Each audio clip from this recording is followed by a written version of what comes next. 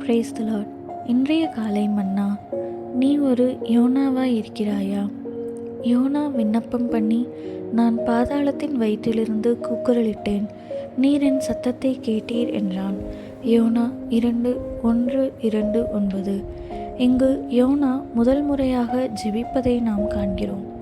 அந்நாட்களில் கடற்பிரயாணம் ஜீவனா மரணமா என்ற நிச்சயமற்றதாக உயிருக்கு ஆபத்தான ஒன்றாயிருந்த போதிலும் தர்ஷீசுக்கு கப்பற் பிரயாணம் செய்ய தீர்மானிக்கும் முன் அவன் ஜெபிக்கவில்லை.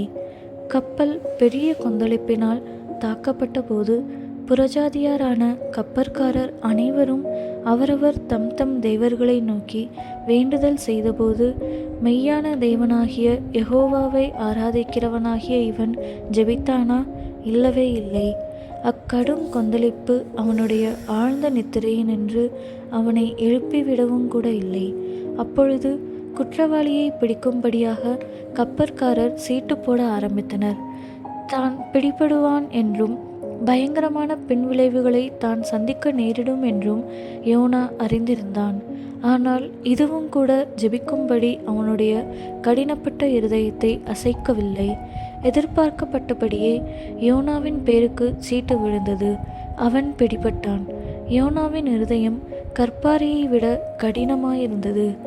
விடுதலைக்காக இன்னும் கூட அவன் தேவனுடைய முகத்தை தேடவில்லை.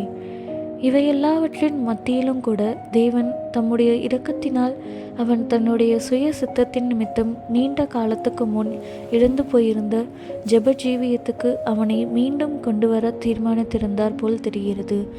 இப்பொழுது யோனா ஒரு பயங்கரமான மரணத்தை சந்திக்கும்படி கொந்தளிக்கும் கடலினுள் எரியப்பட வேண்டிய நேரம் வந்துவிட்டது. அந்தோ பரிதாபம்! யோனா ஜெபிக்கக்கூடாது என்று தீர்மானித்திருந்தவன் போல் காணப்பட்டான். இந்த பிடிவாதமுள்ள பரிசுத்தவான் முடிவாக கடலினுள் தூக்கி எறியப்பட்டான். இப்பொழுது அவன் எதிர்பார்க்கக்கூடியதெல்லாம் ஒரு தண்ணீர் கல்லறையே. இப்போதாகிலும் அவன் ஜெபித்தானா? இல்லை, அவன் இன்னும் ஜெபிக்கவில்லை. எவ்வளவு பிடிவாதம்! அப்படிப்பட்ட நம்பிக்கையற்ற நிலைவரத்தில் மிக மோசமான ஒரு நபரும் கூட ஜெபித்திருப்பான் அல்லவா?